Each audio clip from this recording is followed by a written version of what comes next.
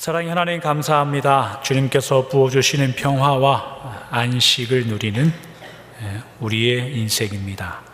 하나님 없이 즐거울 수 없고 하나님 없이 안정감을 누릴 수 없는 것이 우리의 삶입니다. 이것을 고백하며 시인하기 위하여 예배드리는 우리에게 하나님의 새로움과 은혜로 덧입혀 주시고 함께 성가대 찬양에 고백한 우리 모든 심령들 위해 하나님께서 부어주시는 거룩한 은혜가 있게 하여 주옵소서. 특별히 이 시간에 하나님 말씀을 듣기를 원합니다. 우리에게 말씀하시고 우리를 설득하기 위하여 하나님께서 찾아오실 때에 우리의 죄악과 연약된 심성들이 우리의 영혼의 눈과 우리의 영혼의 귀를 막지 않도록 주님 인도하시고 축복하여 주시옵소서. 거룩하신 예수님의 이름으로 기도하옵나이다. 아멘. 오늘 말씀은 창세기 22장에 있는 말씀을 저희가 함께 보도록 하겠습니다. 창세기 22장 14절에서 19절까지의 말씀입니다.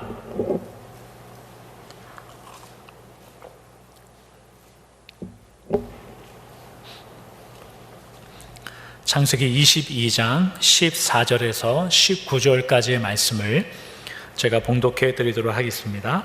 창세기 22장 14절에서 19절입니다. 아브라함이 그 땅 이름을 여호와 이레라 하였으므로 오늘날까지 사람들이 이르기를 여호와의 산에서 준비되리라 하더라. 여호와의 사자가 하늘에서부터 두 번째 아브라함을 불러 이르시되 여호와께서 이르시기를 내가 나를 가리켜 맹세하노니 네가 이같이 행하여 네 아들 네 독자도 아끼지 아니하였은즉 내가 너에게 큰 복을 주고 네 씨가 크게 번성하여 하늘의 별과 같고 바다의 모래와 같게 하리니 네 씨가 그 대적의 속문을 차지하리라. 또 네 씨로 말미암아 천하 만민이 복을 받으리니 이는 네가 나의 말을 준행하였음이니라 하셨다 하니라. 이에 아브라함이 그의 종들에게로 돌아가서 함께 떠나 부엘세바에 이르러 거기 거주하였더라. 아멘. 오늘은 19절까지의 말씀입니다. 요즘에 일부 예배가 자꾸 부흥해서 큰일입니다. 성도님들이 일부 예배 더 나오시고 오늘 또 몇 가정이 여러 가지 출타하시고 교회 때문에 일부 예배도 들으시고 돌아가셨습니다. 온도가 높고 하신데 건강에 유의하시고 여러분들 하시는 일에 하나님의 은혜가 함께하길 기도합니다. 오늘은 저희가 창세기 22장에 있는 말씀으로 아브라함과 하나님의 나라 네 번째의 말씀을 저희가 함께 나눠보도록 하죠.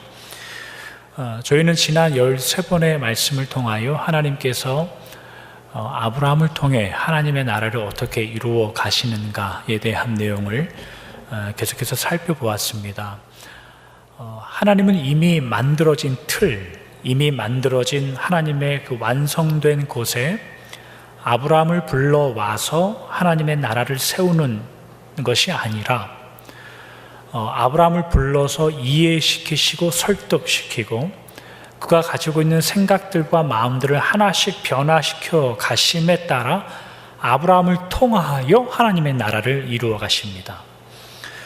구조와 체계로서 하나님의 나라를 이루어 가지 않습니다. 그러면 하나님의 나라는 조직도 없고 규칙도 없고 질서도 없느냐라고 하면 그것은 아닙니다. 그것은 다만 나중에 출애굽한 이후에 하나님께서 시내 산에서 모세에게 율법과 말씀을 주신 이후에 약속의 땅 가나안 땅에나 들어온 이후에나 생기는 겁니다. 그러나 그때에 있는 법과 질서와 어떤 규모라는 것도 강제와 제재, 체계라는 것으로 그 나라를 이루어 나가는 것이 아니라 하나님을 사랑하고 이웃을 사랑하는 사랑에 대한 근본의 이해를 가지고 하나님의 나라를 계속해서 이루어 가고 있는 겁니다. 하나님께서 아브라함 시대에 아브라함이 있는 그 시대에 보여주시는 하나님의 나라의 이해의 정도는 어느 정도였냐면 믿음과 생명이라는 것을 가지고 기초를 세운 그 하나님의 나라였습니다. 본토 친척 아비 집을 아브라함이 떠나서 10년 정도가 되었을 때쯤 되어 하나님은 믿음이라는 것을 확인하셨지요. 그리고 그 뒤에 25년 정도의 세월이 흘러 이삭에까지 이를 정도 돼서야 하나님은 아브라함에게 죽음을 넘어 죽음을 거쳐 태어나는 생명에 대한 이야기를 그때 가서나 하나님께서 알려주셨습니다. 저희가 오늘 읽은 이 창세기 22장에는 아브라함을 통하여 세우시는 그 하나님의 나라의 믿음과 생명이라는 이 마지막 사건의 그 믿음과 생명이라는 그 내용을 하나님께서 마지막으로 도장을 찍고 마무리하시는 장면, 그것이 창세기 22장에 나오는 사건이에요. 오늘 본문만 지나면 23장에 넘어가면 이제 아브라함의 아내 사라가 이제 죽습니다. 돌아가십니다. 그리고 24장에 가면 아브라함의 아들 이삭의 아내를 리브가를 데려오는 장면이고, 25장에 가면 아브라함이 드디어 죽습니다. 아브라함이 돌아가세요. 그런 의미에서 보면 오늘 저희가 읽은 이 본문의 이 창세기 22장이 아브라함 그가 스스로 가지고 있었던 하나님과 하나님의 나라에 대한 이해, 어떻게 알아가고 있는가를 우리가 마지막으로 이해할 수 있는 마지막 단서란 말이죠. 마지막 단계의 단서예요.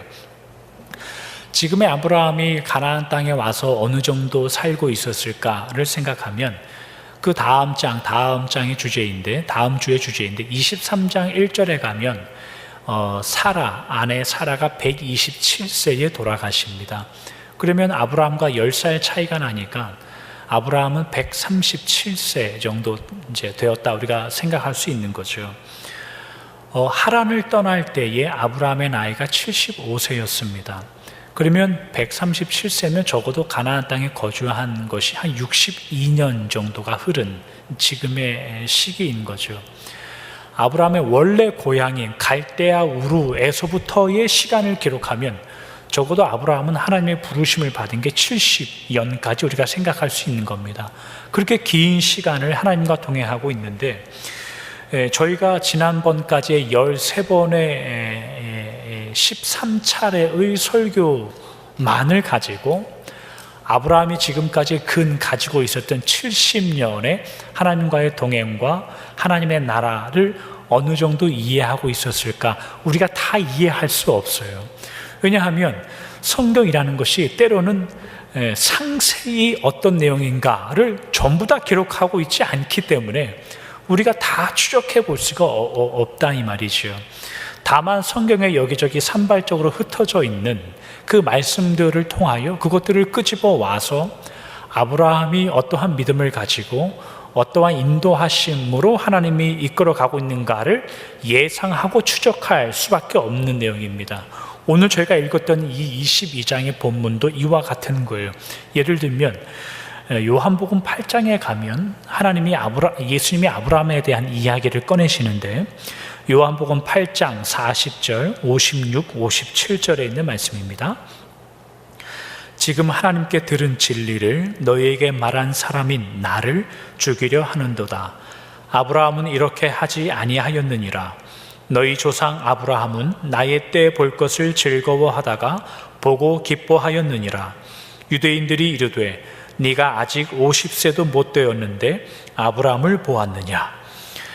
예수님과 유대인들이 대화하는 장면인데, 예수님께서 유대인들에게 하시는 그 말씀이 뭐냐면, 너희들 생각하기에 너희들이 참으로 아브라함의 자손이라고 생각한다면 아브라함이 나에게 행한 것을 너희도 행해야 하는 것이 마땅한데 너희는 왜 나를 죽이려고 하느냐, 이제 그렇게 묻는 거예요.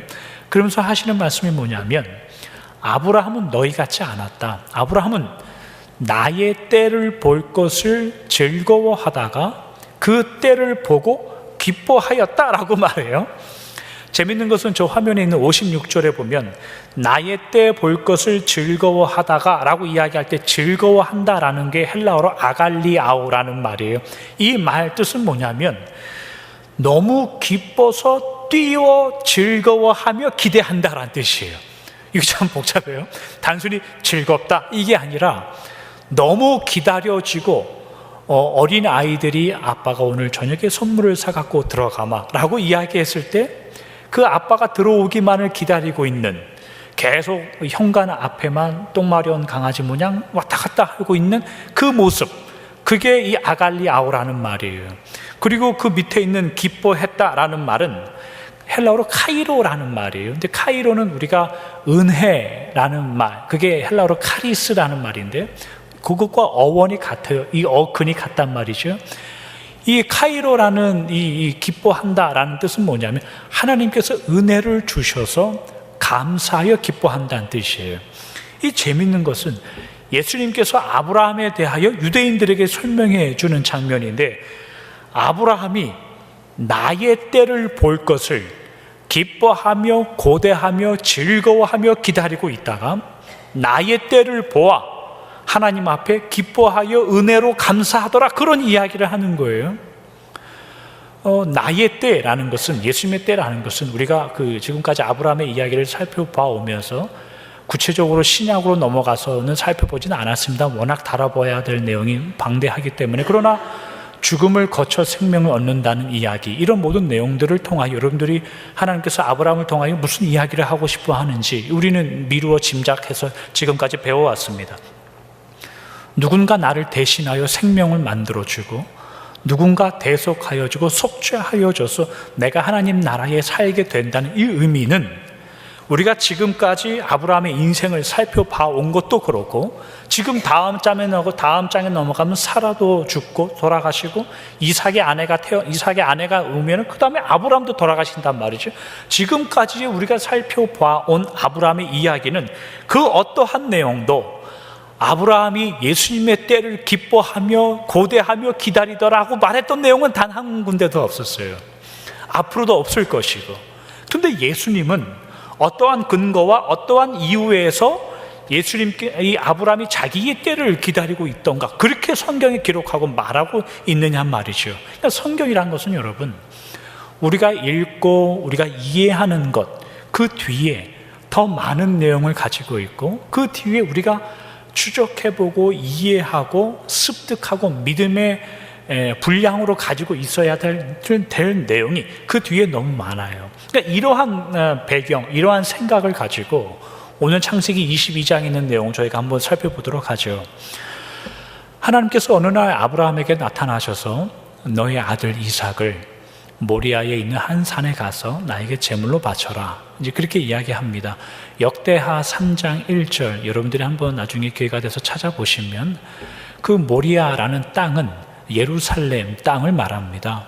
그러니까 그 예루살렘에 있는 한 산이 뭐냐라고 생각하면 히브리어에는 골고다라고 말해요. 골고다. 그리고 헬라어에서는 그 칼바리 이렇게 나오고, 영어에서는 캘버리, 발음이 좀 마음에 들지는 않지만 한국말로는 골고다 언덕. 이게 하나님께서 이삭을 갖다 바쳐라라고 말할 때 모리아에 있는 한 언덕, 한 산이라고 나오는 게 예루살렘에 있는 예수님께서 돌아가신 골고다 언덕이라고 유추해 볼 수 있는 타당한 내용들이 이제 거기에 다 있어요. 아브라함이 이삭과 종 2명을 데리고 3일길을 갑니다.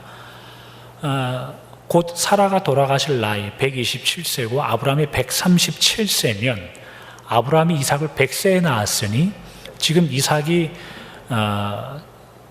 얼핏 잡으면 37세 정도 된 거고, 대략 잡아도 30대가 거의 다 된, 우리가 생각하는 어린 아이가 아닙니다. 이삭은 지금 이 이삭과 함께 모리아에 있는 한 산으로 갑니다.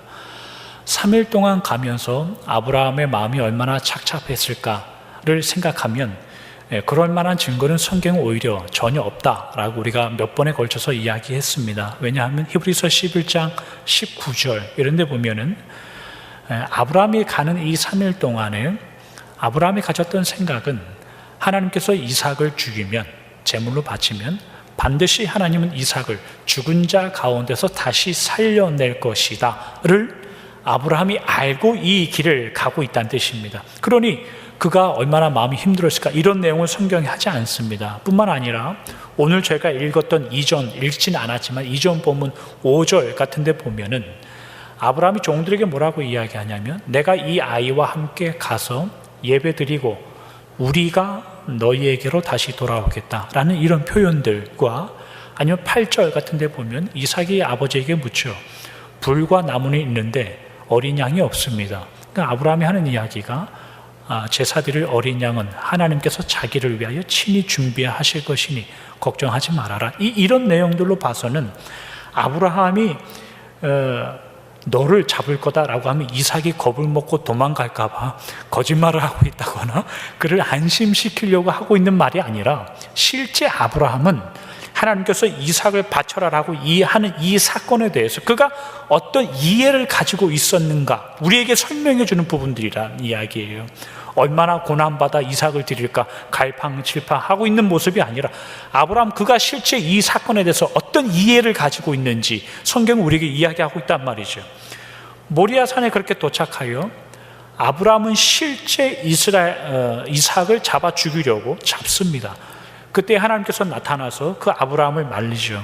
12절에 있는 말씀처럼 네가 네 아들 너의 독자라도 아끼지 아니하였으니 내가 비로소 네가 하나님을 경외하는 줄을 내가 안다 라는 말씀이 거기에 나옵니다. 거듭 말하지만 우리는 이 내용을 보면서 아브라함이 얼마나 힘들었을까, 아니면은 100살에 낳은 아들을 달라고 하시니, 이런 내용은 다르지 않을 겁니다. 그건 성경이 말하는 바도 아니고 성경의 의도도 아닙니다. 오히려 하나님이 이삭을 바치라 하고 하는 이 의도는 아브라함이 이삭을 바치냐 바치지 않느냐, 이것을 하나님께서 보시려고 하는 것이 아니라, 하나님께서 보시려고 하는 건 뭐냐면 이삭이란 존재, 아브라함의 아들로 가지고 있는 그 아들에 대한 이해를, 그 이삭이 무슨 의미인가를, 죽음을 넘어 태어나게 된 그 생명이라는 의미를 가진 이삭을 아브라함이 어떤 이해를 가지고 데리고 사느냐를 하나님이 확인하시는 거예요. 그게 무슨 의미인가, 아브라함이 어떤 의미를 가지고 있는가를 확인하려고 하는 거예요. 왜냐하면 이 결과로 주시는, 이 이삭을 제물로 드리는 이 사건의 결과로 주시는 하나님의 그 반응은 뭐냐면, 오늘 보면 17, 18절 이런 데 여러분들이 보시면 하나님께서 아브라함에게 네가 대단한 순종을 했으니까 내가 대단한 상급과 대단한 상금을 주겠다, 이렇게 하나님이 다가오시지 않고 어떤 약속을 주시면 네가 순종했으니 너의 후손이 하늘의 별과 땅의 모래처럼 될 것이다 라는 약속을 주세요. 이 약속은 아브라함이 큰 결심을 하고 큰 순종을 하여 하나님께 받은, 처음 받는 내용이 아니죠. 이미 아브라함이 그 보양을 떠나올 때부터, 그의 가정을 떠나올 때부터 하나님이 약속해 주신 거였어요. 다만 이 사건을 통하여 하나님은 이전부터 주었던 그 내용을 다시 한번 확증하고 도장을 찍고 재판, 이 방망이 3번 두들기는 일만 이루어지고 있는 거예요. 이런 배경에 이런 이해를 가지고 이 제물로 드리는 이삭의 사건을 반드시 이해하셔야 됩니다. 저희가 한번 자세히 살펴보죠. 이삭은 누구였을까요? 아브라함과 사라 사이에 태어난 아들입니다. 제가 쿼테이션 마크를 할게요. 아브라함과 사라 사이에 태어난 아들이에요. 태어난 아들. 본토 친척 아비집을 떠나 한 10년 정도 되었을 때에 하나님은 아브라함에게 믿음이라는 것을 알려주셨습니다. 그리고 그 이후에 동시에 하나님께서 아브라함에게 하시는 작업은 뭐였냐면, 그러면 하나님께서 세우실 그 나라, 하나님의 나라를 채울 내 백성, 내 자녀, 하나님께서 내 자식이라고 불려주시는 그 자녀들을 채울 후손에 대한 이야기를 그 믿음 뒤에 계속 하십니다. 그러나 아브라함과 사라는 그 내용이 무슨 내용인지 몰라요. 그래서 아브라함이 했던 첫 번째 행동은 뭐였냐면, 그의 종들 중에 가장 타당하고 유능한 자를 선택하여 엘리에셀이라는 사람을 선택하여 후계자로 삼습니다. 다메섹 사람이라고 나오는 다메섹 사람 엘리에셀을 택하여 후계자를 삼는데 하나님이 거절하죠. 아니다. 그 다음에 아브라함이 선택한 건 뭐냐면 여종 하갈을 통하여 이스마엘을 낳습니다.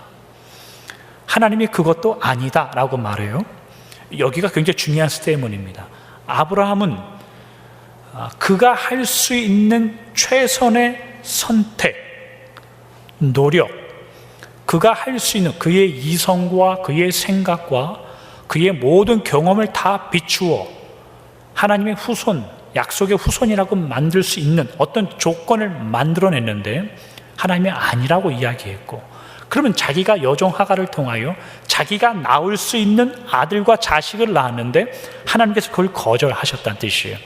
아브라함의 불신앙, 아브라함의 신앙이 없었다, 성경은 절대 그걸 말하지 않습니다. 아브라함은 오히려 하나님께서 주신 그 약속을 마음 깊숙이 가지고 있었기에 그것이 어떻게 실현될 수 있는가, 그가 할 수 있는 모든 최선의 방법을 다하여 그의 후계자와 후손을 만들어냈어요. 그러나 하나님은 그게 아니라고 말하는 거예요. 아브라함은 하나님께 하소연했을 수도 있죠. 하나님, 이거 말고 도대체 뭡니까? 40년, 결혼하고 40년 동안 자식이 없었던 거 하나님 알면, 그러면은 종들 중에 가장 그럴듯한 녀석을 선택하여 후계자. 근데 그것도 아니고, 그러면 여종 하갈을 통하여 제가 아기를 낳을 수 있는 마지막 최후의 조건, 이어서 자식을 낳았는데도 하나님, 그거 아니라면 도대체 그 다음은 뭐가 되어야 되는 겁니까? 라고 물을 수도 있죠. 어쩌면 하나님의 대답은 그 다음은 네가 할 수 있는 모든 가능성을 다 내려놔야 된다, 그렇게 말해요. 할 수 있는 가능성은 어떻게 내려놓습니까? 너 죽어야 된다. 여기서 끝내자는 겁니까, 하나님? 아니, 너를 대신하여 죽을 존재는 따로 있으니 너는 이름을 바꾸고 할례를 행하라. 그런 명령을 주셨죠. 이름이 바뀌어진다는 것과 할례를 받는다는 것이 무슨 의미인지 우리는 일전에 다 살펴봐 왔습니다. 이삭은 그렇게 태어났습니다. 이삭이란 존재는 뭐냐면 아브라함과 사라 사이에 태어날 수 있는 조건을 가져 태어난 이삭으로 나오지 않습니다. 물론 아브라함과 사라 사이에 태어났지만 아브라함과 사라 사이에 태어난 아들이 아니라고 하나님은 말하는 겁니다. 그러면 이삭은 어떤 존재로 하나님께서 아브라함에게 태어나게 하시냐면, 아브라함과 사라가 내가 만들 내 나라의 내 자녀들을 너희들이 만들지 못한다, 너는 죽었다를 확인하기 위하여 허용하여 준 아들, 그것을 확인하기 위하여 허락되고 증명된 아들로서 이삭을 주고 있는 거예요. 더 쉽게 말하면 아브라함이 살아있다, 아브라함이 살아있는 어떤, 그래서 생명을 만들고 자식을 만들어낼 수 있는 것을 드디어 그때가 되었구나를 증명하는 것이 이삭이 아니라, 아브라함은 그럴 만한 능력과 그럴 만한 조건과 그럴 만한 아무런 힘이 없음을 나타내고 보여주려고 하는 것이 이삭이 태어나는 거예요. 아브라함 편에게 있어서 하나님의 나라를 세우고 그 나라 안에 채우실 하나님의 백성, 하나님의 자녀라는 그 후손을 낳는 일은 나와는 아무런 관계가 없습니다. 하나님은 아브라함에게 그 이야기를 듣고 싶어 하고 그것의 증거로 이삭이 태어났음을 하나님께서 아브라함에게 묻고 있는 겁니다. 이삭이란 존재는 아브라함을 통하여 나온 자식이, 이게 중요하기 때문에 말하는 겁니다. 이삭은 아브라함을 통하여 때문에 나온 자식이 아니라 하나님 편에 있는 어떠한 존재가 아브라함에게 있게 되었다라는 의미로 나오는 거예요. 창세기 22장에는 아브라함이 나오고, 주인공이 아브라함이 나오고 이삭이 나오고 하나님이 나옵니다. 우리는 보통 아브라함과 이삭 사이에 있었던 어떤 일에 하나님이 개입하셔서 이삭을 살려내는 것으로 우리는 22장을 읽어왔습니다. 그러나 이야기를 자세히 살펴보면 하나님께서 생명을 줘서 하나님께서 태어나게 하신 이삭 사이의 관계를 아브라함을 끌어와서 아브라함에게 이해시키고 있는 장면입니다. 이것이 예수님이 태어나는 그 시대에 가면 또 한 번 이 일이 나와요. 어떤 일이냐면, 그때는 부부도 아니었죠. 요셉과 마리아를 생각해 보시기 바랍니다. 요셉의 입장에서는 나 요셉과 내 아내 마리아가 있는데 느닷없이 천사가 내려와서 성령으로 잉태되게 만들었다. 이게 무슨 괴상망측한 소리냐, 이런 일이 있으면 안 된다라는 것이 요셉의 생각이었죠. 그러나 하나님 입장에서는 이게 어떤 이야기냐면 하나님과 성부 하나님과 성자 하나님 사이에 있었던 일에 아무것도 근거와 조건과 그럴 만한 가능성이 전혀 없는 마리아 한 여인을 택하여 그 일을 행하시고 있다는 뜻이에요. 지금 이 일을 하나님과 이삭 사이에, 아브라함 사이에 이 일을 하고 있는 거예요. 아브라함은 이삭을 어떻게 이해하고 있냐면 하나님이 주신 그 생명, 하나님이 소유하고 있는 것, 하나님이 고난으로 달라고 하는데 제가 거기에 토를 달 게 뭐가 있겠습니까? 내일 가서 잡지요. 그런 대답을 하는 겁니다. 하나님의 소유와 하나님의 것을 나에게 주셔서 그것을 돌려달라고 하는데 제가 주저할 이유가 없지요. 하나님, 그거 가져가십시오 라고 주는 거예요. 그게 창세기 22장의 사건이고, 아브라함은 그의 사명이 다하여 돌아가시기 바로 전에 이 내용을 확인하고 하나님도 이 내용에 도장을 찍습니다. 아브라함도 도장을 찍습니다. 이삭은 내 아들 아닙니다, 하나님. 그러니 하나님 가져가십시오. 본문에서 아브라함이 하나님 앞에 고백하는 그 뒤에 있는 이 고백의 내용이 뭘까요? 하나님의 앞으로 만드실 하나님 나라의 모든 생명, 하나님의 은혜, 더 확장하면 구원, 믿음, 이러한 모든 것의 근원과 이유와 근거는 하나님께 있습니다. 제가 거기에 토를 달지 않습니다 라고 아브라함이 하나님께 고백하는 장면입니다. 그것이 이삭을 제물로 드려라 했을 때 제물로 드리러 가는 이 아브라함의 사건의 이야기입니다.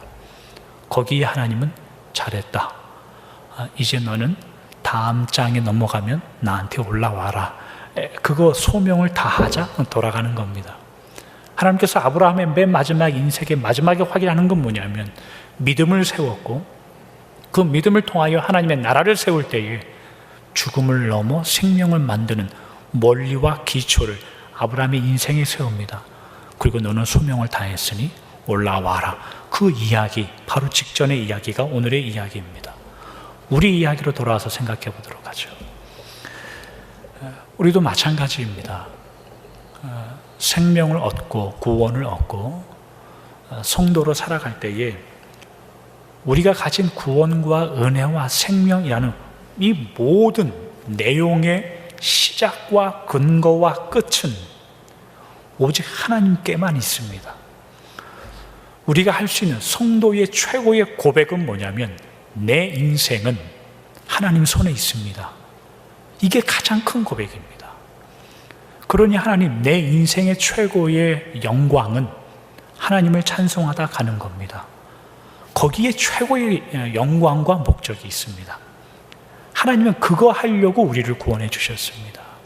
하나님은 그 고백을 듣기 위하여 우리를 살려주셨습니다. 하나님은 절대로 우리를 수단으로 삼지 않습니다. 수단. 하나님은 여러분들을, 성도들을 목적으로 삼아요. 마지막 목적. 이 교회가, 이 사람이, 이 한 개인이 훌륭해지면 내가 이 자를 데려다가 어디에 써먹겠다로 하나님은 우리에게 구원을 허락하지 않으시고, 하나님은 아브라함을 그렇게 써먹지 않아요. 그렇기 때문에 아브라함이 아브라함 되는 게 평생의 작업이 됐다는 뜻이에요.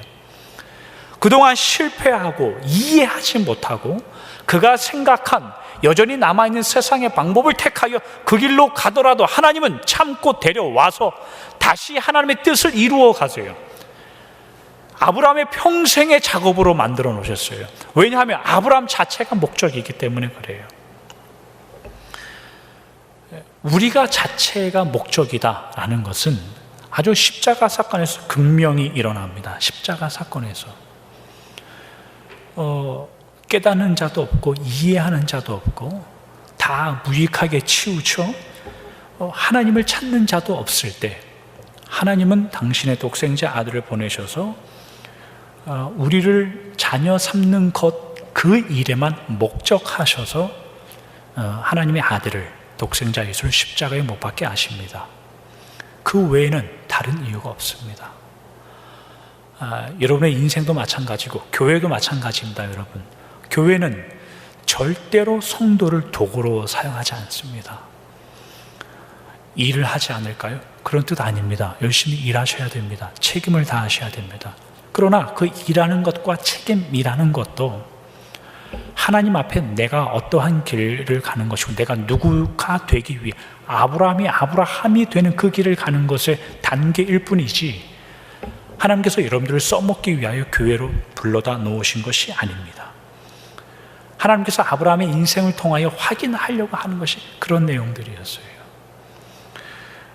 이 이야기만 하고 말씀을 정리하도록 하죠. 하나님께서 아브라함에게 네 아들, 네 독자를 아끼지 아니하고 내어준 것을 내가 알았다. 이거를 하나님의 말씀이 신약 성경에 가면 그대로 사도 바울이 인용하는 구절이 나와요. 이게 어디 나오냐면 로마서 8장에 나와요. 32절부터 34절에 있는 말씀입니다. 자기 아들을 아끼지 아니하시고 우리 모든 사람을 위하여 내주신 이가 어찌 그 아들과 함께 모든 것을 우리에게 주시지 아니하겠느냐. 누가 능히 하나님께서 택하신 자들을 고발하리요.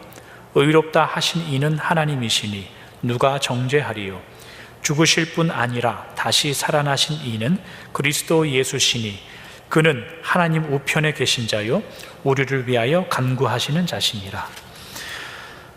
하나님 아버지는 죄로 인해 죽어나간 인류, 우리라고 말하죠. 성도라고 말하죠. 우리를 사랑하셔서 자기의 아들을 죽기까지, 독자를 죽기까지 내어주셔서 구원하셨고 뿐만 아니라 그 독자 예수 그리스도는 하늘에 오르셔서 하나님 우편에 앉아 계셔서 지금도 우리를 위하여 간구하시는데 누가 우리를 고발하고 누가 우리를 정죄하겠느냐라고 말해요.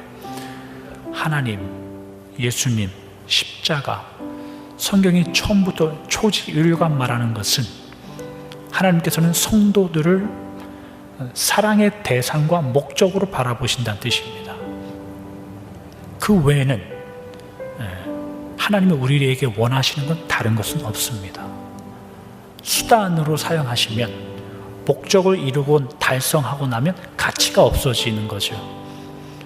그러나 대상으로 삼았다는 의미는 그의 연약과 부족함과 때로는 강성함과 일어섬, 이 모든 것이 믿음의 교제와 관계로 계속해서 세워지는 겁니다. 눈빛이 다르죠. 사랑하는 대상에는 기대하는 바가 다릅니다. 축복하기는 여러분들 구원을 받았다는 의미, 성도가 산다는 의미는 아브라함이 최종의 하나님 앞에 고백하는 내가 가진 모든 게 하나님 거고 내가 받은 생명과 인도하심의 근거와 이유가 하나님 건데 이게 무슨 뭐라고요? 하나님 가져가십시오 라는 하나님의 대상이 되어야 됩니다. 하나님의 목적이 되어야 됩니다. 신앙생활하는 목적. 교회 왜 나옵니까? 물어보면 뭐라고 대답할 겁니까?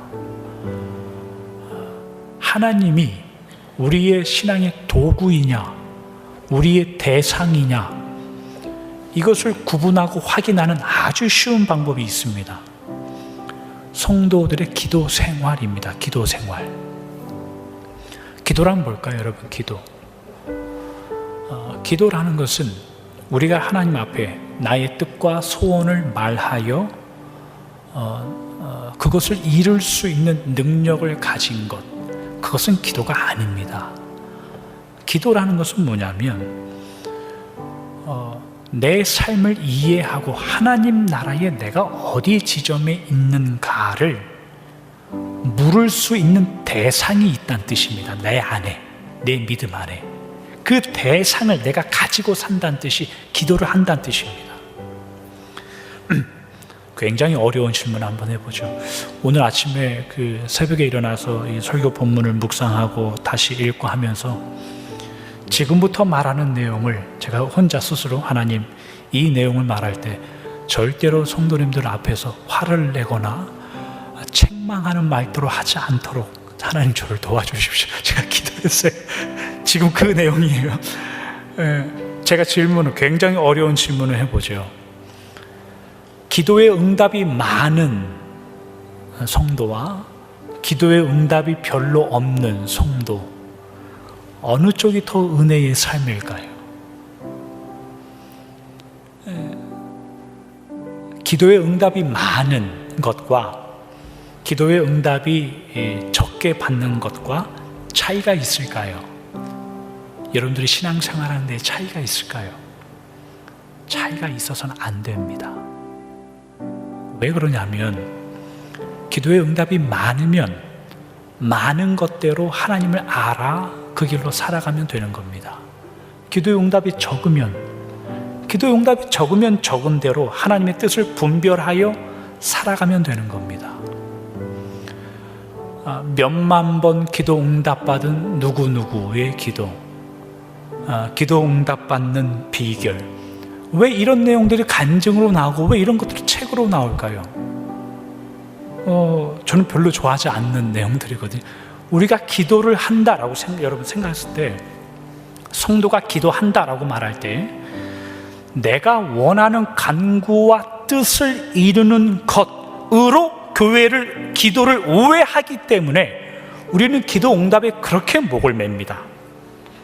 그러나 기도를 한다는 것 자체, 기도를 한다는 무슨 뜻이냐면, 기도하는 인생이나 기도하는 성도라는 뜻은 기도를 하면 할수록 하나님의 뜻, 하나님이 빛이 내 길을 비추시고 하나님의 말씀이 내 인생의 등불이라고 말하는 그 내용처럼 기도를 하면 할수록 내가 하나님의 뜻을 따라 걸어가고 있는지, 어떠한 길로 가고 있는지를 확인하여 걸어가는 거예요. 그게 기도를 한다는 뜻이에요. 비록 기도 응답이 되지 않더라도, 그러면 기도 응답이 되지 않으면 하나님 나에게 원하시는 뜻이 무엇입니까? 를 확인하여 그 길로 갈 수 있으면 굉장한 사람인 겁니다. 그러니까 몇만 번의 기도 응답, 그게 뭐 중요합니까? 저한테 중요하지 않습니다. 개인적으로는 여러분들도 중요하게 되지 않기를 바랍니다. 그러면 목사님, 기도하지 않습니까? 내 자녀를 위하여, 나를 위하여, 지금 당하고 있는 고통에 대하여 기도하지 않습니까? 해야죠. 많이 하셔야 됩니다. 많이 하셔야 됩니다. 여러분들 자녀를 위해서 기도하고, 사업터를 위해서, 가정을 위해서, 건강을 위해서 기도하시기 바랍니다. 그러나 그 기도의 내용들이 다만 한번 이루어지고 기도 응답돼서 끝나는 것이 아니라, 기도 응답이 있을 때에 하나님이 여러분들에게 뭘 원하는 것인지, 어느 방향으로 하나님 제가 가야 되는 겁니까? 그렇다면 기도 응답이 되지 않았을 때에 하나님, 그렇다면 나와 우리 가정과 우리 사업터에 하나님 원하시는 길은 뭡니까? 를 확인하여 갈 수 있으면 그게 제대로 기도한다는 뜻입니다. 오늘날의 성도가 기도하지 않는, 오늘날의 교회가 기도하지 않는 이유는 그래서 분명합니다. 기도와 하나님을 수단으로 쓰기 때문입니다. 기도와 하나님은 수단이기 때문에 더 얻어낼 것이 없을 정도로 부요한 현실에, 이 만몬주의에 사는 우리이기 때문에 기도하는 내용이 줄어들죠. 뭐 기도합니까? 물어보면 얼버무리는 거죠. 내가 하나님께서 주신 빛과 등불로 인하여 하나님이 원하시는 어떠한 길을 걸어가고 있지 알지 못하는 영적인 맹인임에도 불구하고 구해서 받을 것이 없다고 생각하니까 기도할 제목이 없는 겁니다. 그러니 평생 기도하여도 기도 한 번 못하고 하나님께 가는 겁니다. 기도한다고 열심히 시간을 보내도 기도가 무엇인지 모르고 하나님 앞에 가는 겁니다. 제가 그렇게 책망하는 투로 하지는 않았죠. 하나님이 목적이 되시고 하나님이 이유가 되셔야 됩니다. 그게 성도의 길입니다. 돌아오는 한 주를 하나님, 아브라함이 그 이삭을 바치라 할 때에 하나님이 주인이고 하나님의 권리를 가졌는데 내가 무슨 권리를 가지겠습니까? 데려가십시오 라는 그 마음을 기억하셔서 내가 가야 할 길, 내가 가진 소원, 내가 지금 힘들게 거쳐내고 있는 정황들, 그런 문제들 속에서 하나님은 뭘 원하십니까? 를 기도하시고 정당히 기꺼이 그 길을 가겠습니다 라고 기도하여 살아내시는 여러분들 되시길 주님의 이름으로 축원합니다. 기도하겠습니다. 하나님 감사합니다. 하나님께서 아브라함에게 이삭을 제물로 바치라는 이 의미에 대해서 저희가 생각해 보았습니다. 하나님, 아브라함이 누군가 대신 죽고 그 죽음을 넘어 자신이 비로소 하나님의 백성이 되고 생명을 가진다는 그 중심의 귀한 마음을 가지고 이 모든 기반과 원리와 근본이 하나님께만 있음을 알아차려 하나님 앞에 믿음을 내보입니다. 하나님께서 아브라함을 통하여 만드실 그 하나님의 나라의 믿음과 죽음과 생명의 기초를 마치실 때에 다만 아브라함은 하나님께 돌아갈 뿐입니다. 하나님, 우리는 어떠한 믿음과 어떠한 구원과 생명을 가지고 살아가고 있는지 돌아오는 한 주를 돌아보아 살아가게 하여 주옵소서. 행여나 우리의 믿음과 신앙 중에 하나님이 이유와 목적이 되지 않고 그저 우리가 살고 있는 이 세상의 일들을 위한 그저 수단이 되고 그저 하나님을 이용해 먹는 길에 있다면 하나님의 사랑을 오해하지 않아 하나님 앞으로 다시 돌아오는 우리들의 믿음이 되게 하여 주시옵소서. 여전히 기다리며 여전히 은혜 주기를 위하여 성실하게 참고 기다리시는 하나님을 더욱더 생각하게 하시고 그 앞에 해로울지라도 돌아오게 하시고 그 앞에 어떤 희생을 치르더라도 그것을 회복할 수 있다면 결심하여 돌아오는 우리들의 믿음이 되게 하여 주시옵소서. 거룩하신 예수님의 이름으로 기도하옵나이다. 아멘.